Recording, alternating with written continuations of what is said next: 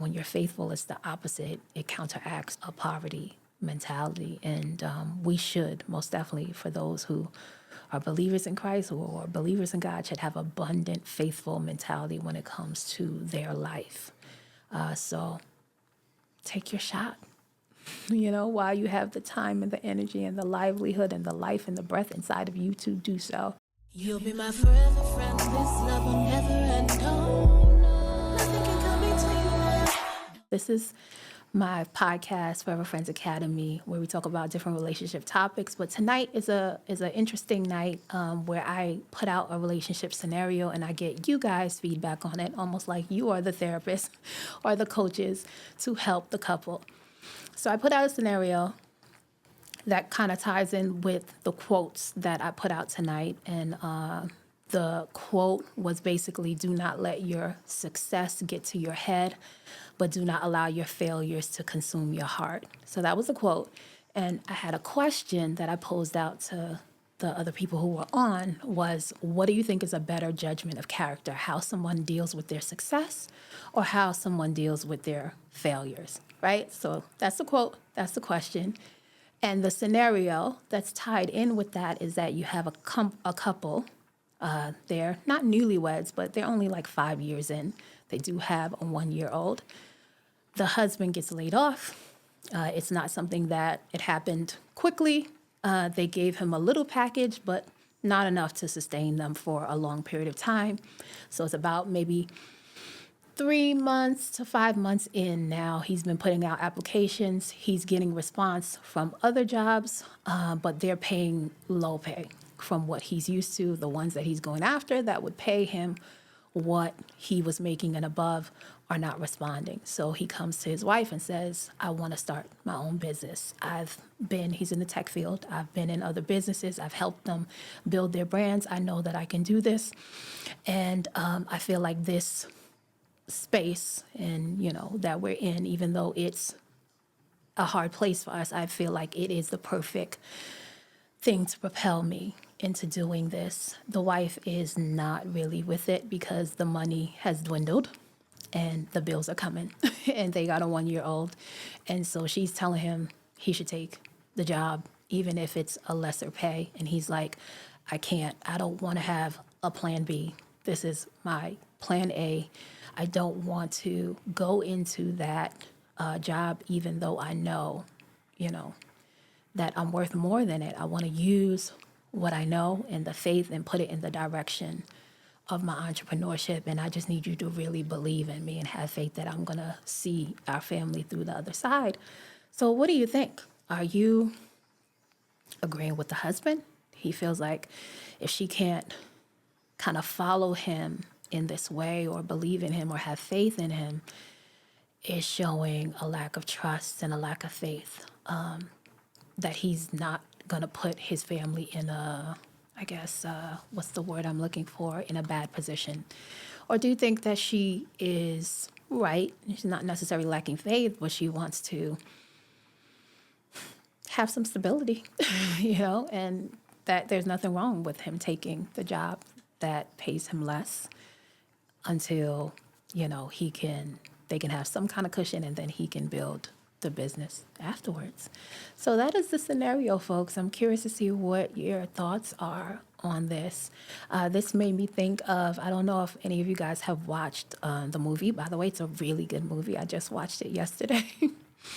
And I think it's called Big George Foreman. It's basically, it's not a documentary, it's a movie about George Foreman's life and his boxing career. And I thought it was really interesting. I didn't know a lot of what transpired in his life, but it's very interesting. So I don't want to give you a spoiler or anything like that, but there was a scene in the movie that kind of reminds me of the scenario. Not exactly, but he was married twice, as far as I know, at least what the movie told. And his second wife, he saw something that he basically, I'm trying not to spoil it for y'all if y'all want to see it, but basically he was making a switch in almost his career. Let's just put it like that. And he saw this building that he wanted to purchase, and she wasn't his wife yet, but he had asked her, "Do you believe that I can do this?" And in the movie, she said, "Yes, I do." So it kind of made me think of that. All right, so we have Cosmo says, "I don't know. That's a horrible relationship. I wouldn't want to be in a relationship with someone like that." Really? So you think, ooh. Well, why do you say it's horrible? Are you saying it because of the woman, or are you saying it because of the circumstance? Like what he said, that's a horrible, flat out, that's a horrible relationship. And I would not want to be in a relationship like that. Why? Why do you say it's horrible? Wow. Is it because you feel like, I don't know, do you feel like he's demanding too much of her, or do you feel like she has no faith in him?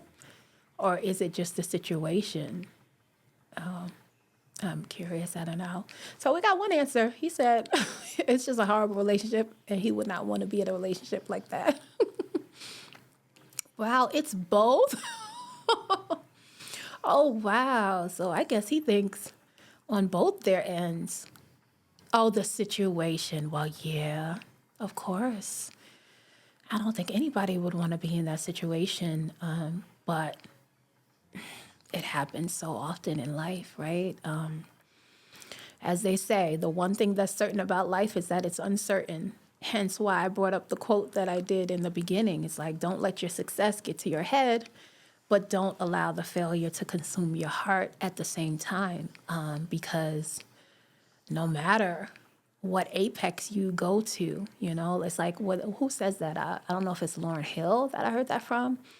But it's the quote where they say, the same people that basically praise you are the same people that tear you down. So it's like you're riding the wave and you're number one or you're high. You're at the highest point. When you're at the highest point, there's nowhere else to go, and I don't think you can stay number one forever. So, and just life challenges. Life throws us curveballs at, all the time. And we have to learn how to navigate those things. But he says, but as a man, you have to do what you got to do. Okay. So then, even though he's like, the relationship is horrible and the situation is horrible that they're in, he says, as a man, you have to do what you have to do. Okay. So you feel like, with him saying that I need to do this, and him having faith in himself, do you feel like as a wife she should just believe in him and have the faith in him that he can do it, and that there'll be a light at the end of the tunnel through this kind of dark situation that they're going through? Yeah, it's a tough one, right? It's tough. Well, I always like to say, faith is the real currency in this life. I know we have the monetary things, right? The money is obvious. We see those things and the luxurious lifestyles that people live. But the real currency in life for all of us is faith. It's like, where can you place your faith? And can you stay faithful through navigating all of the situations that life is going to bring you? That's the greatest currency here. So he said, you need to be the leader. Yeah, I agree. And what makes it easier to be the leader is if you do have people who have faith in you and people who are okay with trusting the process. So I agree with you on that, Cosmo. I definitely do. We just talked about, I think on my last podcast, I introduced this quote. And I guess depending on who you are and where you are, it could be controversial or maybe not. But it was a quote that I heard on this podcast called Hardly Initiated. And it was a coach who was on there. I think his name was Coach Crump. And he said, the quote he gave was that women are the most powerful beings, but men are the most important. And I had put it out there to see what people's thoughts were on that quote. And I had told them I agreed with that quote. I agreed with that quote because the position of right? Especially in a situation like this, a husband is one that lays down a foundation of stability, of security, and you take a men, you know, and of course, let's state this: men who are grounded in God, men who are willing to allow God to work on their heart and really know what true leadership looks like. And I always say on this podcast that God is the greatest servant because God is creating everything and serving and meeting everyone and everything that God has created its needs at right when it needs it. So when you make a statement like that, like the men are the most important, it's because principally what needs to be done, right? Like you said, Cosmo said, a man needs to be a leader. He needs to be able to demonstrate, which I think in this situation, the husband is demonstrating how to have faith and remain faithful in times of, right? In times of failure, in times of challenging situations, in times of disappointment. It just means that the man principally demonstrates first, right? And when that is principally is a foundation, then pretty much the women and the children, they have a stability to flourish in that way. And so I think, I agree with you on that, Cosmo. I do think it's as hard as and challenging, right? It is for all of us, I think, to remain in faith when there are disheartening things that happen in our life. It's a must. It's kind of like life 101. It should be a whole rule, like you must remain faithful because life is going to throw you many different situations and circumstances, and it's not for your demise, but it is needed to sharpen your character and to cultivate you and bring out what is best inside of you. And so I think it would be advantageous for her as his wife to say, you know what, we are going to go out on faith together. And yes, I believe in you. I believe in you that you're gonna be able to take the same skill sets and the same talents that you have put into other companies to build their vision and to, create and help compound their wealth, that I believe that you have the fortitude to do this and put your energy and your faith in that direction. And let's come together and let's see how we can plan this out. How is the best way that I can support you to do this? What can we come up to devise a plan? So I definitely would have to agree with Cosmo on this. I would definitely have to agree with the husband because I think it would have more of a heart-wrenching type of impact if she's like, no, because at the end of the day, if she says, no, just go take that job, even if that's not, one, they're not giving you what you're worth, right? So it automatically, somebody going into, I guess, in his position, because he's been in careers and been in businesses who would have paid him what, right? He feels like his value and his worth is, or at least somewhere, because it's really not, right? These jobs and things that we have in careers, our life is priceless, so they really can't pay us what we're worth all the way. But at least they're willing to, see you for who you are and honor your skill sets in a way where they're going to give you a certain amount, render you a certain amount of income for your time and energy. But if he goes into that job and he automatically knows, like, this is not going to empower, right, me and my confidence, motivate me, it's going to bring me into actually a low space.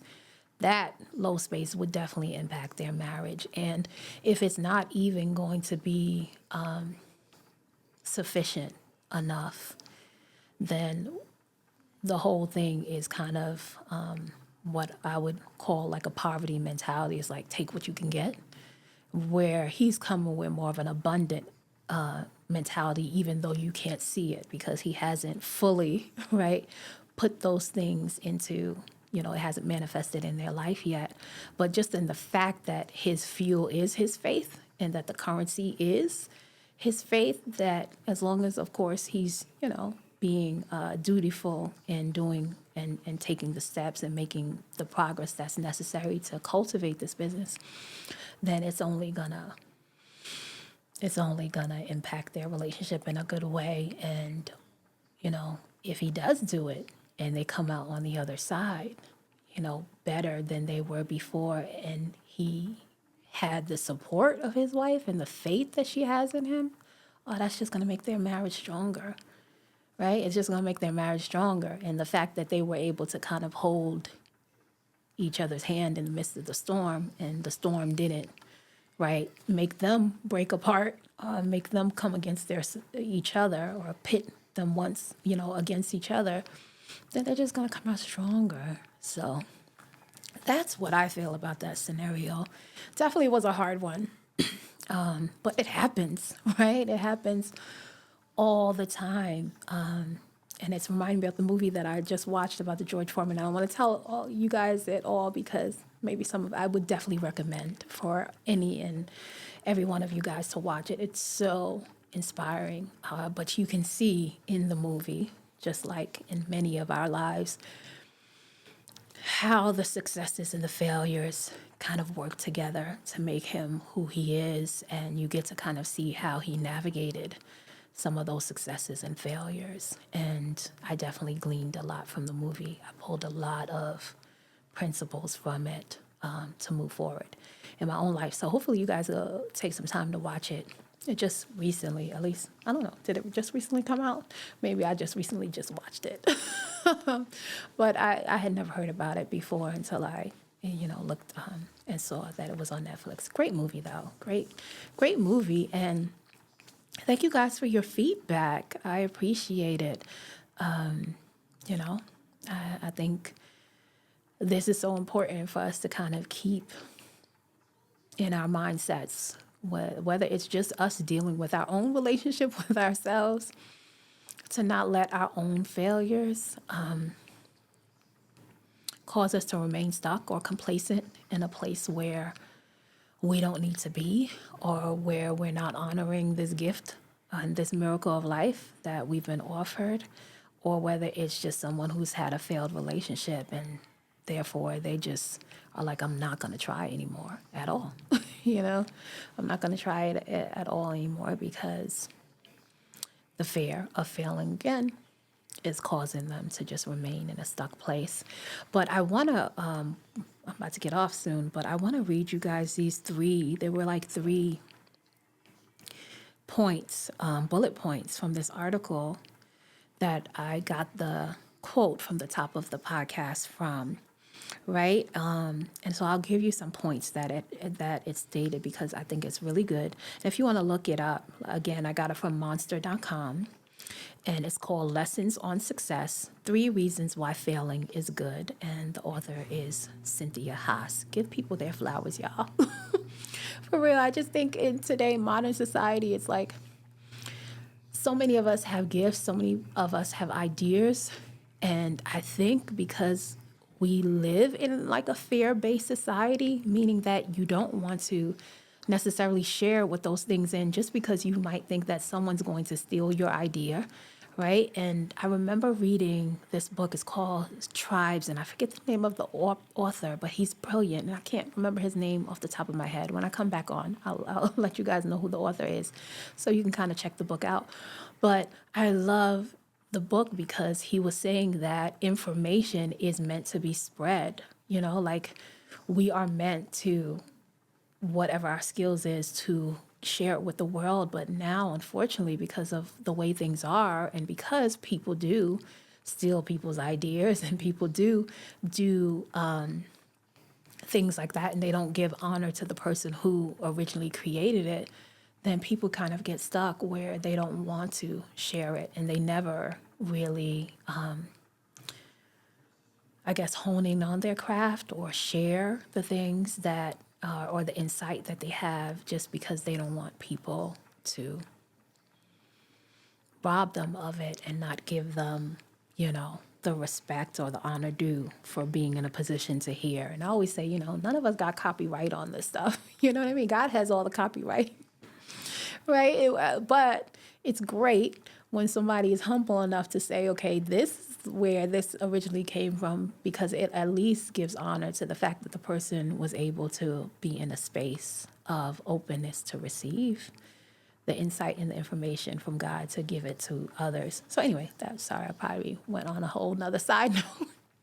But I said that because I want to make sure you guys know, if it's not coming coming directly from me, who it's coming from, so that I can give them the honor and the respect due. So one of the things that it said was, failure won't kill you, but your fear to fail just may keep you from success. I like that. Let me say that again.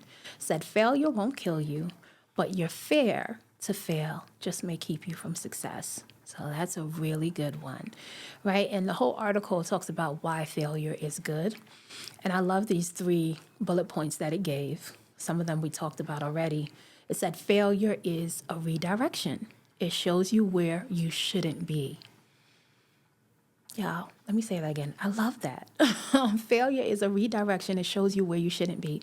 And that hits so home to me because many of you guys who have come on my show before or have checked it out, you guys know I always, have shared my childhood and my upbringing, and that my father passed away when I was 7 and my mom couldn't take care of me for a good portion of my childhood. Thank God for my grandmother stepping in to take care of us. But a lot of what I learned, I always say I learned how to love from knowing what love was not first. I learned what love is from knowing what it is not first. So it's kind of like, well, I guess it depends. Maybe somebody might say it's like learning in reverse. So that's what this quote reminds me of, that failure is a redirection. It shows you where you shouldn't be. And so that's a great thing. I always have told people, and thankfully, I don't know how, well, no, I do know how I took on this mentality.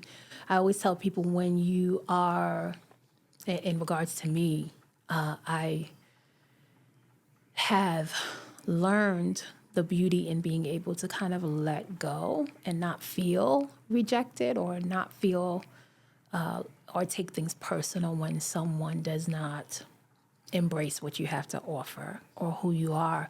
And I said I learned that because I had to let go of the 2 fundamental people, right, in life, really, for anyone who comes into the world, your mother and your father.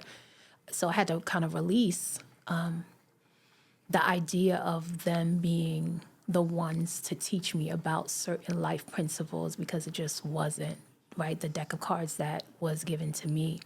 And once I did that, then it left a lot of room for God to come in and kind of teach me certain things. And more importantly, allow the other people that he would bring, I call them my angels, because they teach me, whether it's somebody who did something wrong to me or somebody who offered some kind of positivity to me or goodness. They're all were teachers to me. So I was able to kind of look out, for those angels and the other people who I could kind of pull certain lessons from. And that's what this reminds me of. And so whenever I would be in spaces of like, whether I had a crush on somebody that I liked and maybe they didn't like me in that same way, I just never really took it personal. I kind of was like, I'm so glad that you were, because they would always be upfront with me. They would always say, maybe you're a good girl. I'd have to settle down with you, and that's not really where I'm at. And so I would appreciate it that they said, because I would say, well, whoever the one who, said that I wasn't the one, all they did was just push me towards, right? My husband, all they did was push me towards the person who was for me. So that particular bullet point reminds me of that, right? That failure is a redirection. It shows you where you shouldn't be. And we want to know where we shouldn't be so that we can not put our energy and our time in that direction. And, right, we don't want to miss where we should be or the people that we should be with or, those who are supposed to be in our life.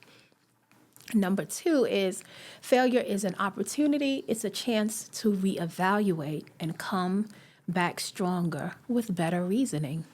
Very true, right?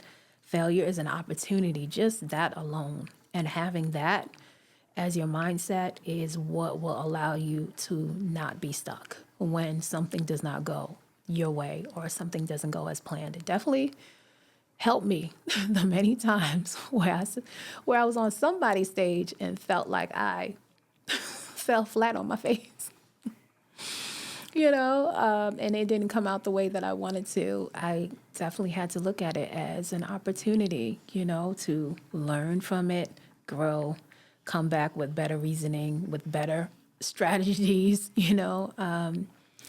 Yeah, so I love that. And last one that I'll give you guys before I get off, it says that failure is not fatal. So important. Let me say that again. Failure is not fatal. No matter how hard it may be, know that failure simply means you get another shot to try again. Literally, right? The main point of this whole episode is that failure is not fatal. It's not. As long as you take the opportunity, as long as you see it as redirection, it most definitely is another chance at you trying again. But now trying again with more things in your toolkit, right? More resources that allow you to make better decisions, better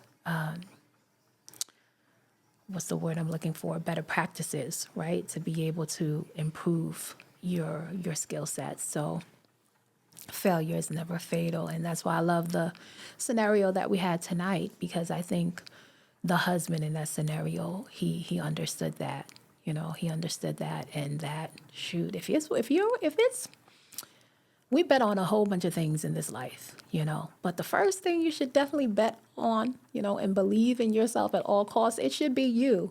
I'm not going to bet on anything else. If I can't bet on myself, what else am I going to bet on, right? Like, if I do this and it doesn't go well, is that it? Like, can I not do anything else? No, and I think the energy that he was coming with was that, I might as well bet on myself. And what does he have, right? What is the risk? He's going to be thinking about his wife. He's going to be thinking about his child. He's going to be thinking more in-depthly, and he has definitely more honor for them. So that those things will fuel him, more than maybe the stability of the career that he used to have, right? Because clearly they laid him off. So they're going to do what they have to do for their best benefit, and they might not consider in totality his family, but if he is trying to create something for his family, best believe that's going to be on his mind, right? 24/7. So I think it's great. All right. So three great bullet points. Failure is redirection. Failure is an opportunity, and failure is most definitely not fatal.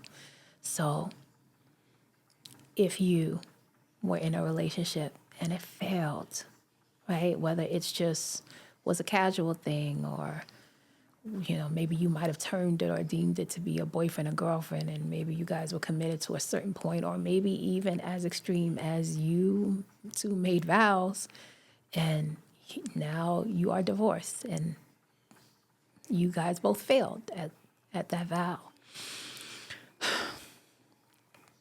Listen, you have, depending on how the approach, if you approach it in some of the things that we talked about tonight, then you can honor that life, and you can honor your life as the gift that it is, and understand that you are at the forefront and in the position to develop that life. No one but you. So don't waste your shot. I don't know if anybody's seen Hamilton. I was gifted by my husband to see Hamilton. It was such a great show, amazing show.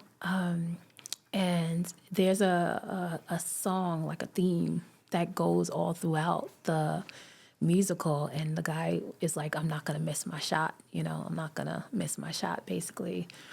And he's like, I'm going to take my shot, you know, and I love it because you were born and created here to do that. So the person who takes the shot and fails or misses the shot is better than the person who doesn't take it at all. You know, it reminds me of in the Bible where it talks about the talents, you know, and how the master gives each person a certain amount of talents, and the one that had the one buried it, maybe because he felt like if he tried to compound it, maybe he would have lost it and then he wouldn't have anything. But that's just poverty thinking, poverty mentality, lack, you know, and faith is the opposite of that. When you're faithful, it's the opposite. It counteracts a poverty mentality. And we should, most definitely, for those who are believers in Christ or believers in God, should have abundant, faithful mentality when it comes to their life. So take your shot, you know, while you have the time and the energy and the livelihood and the life and the breath inside of you to do so.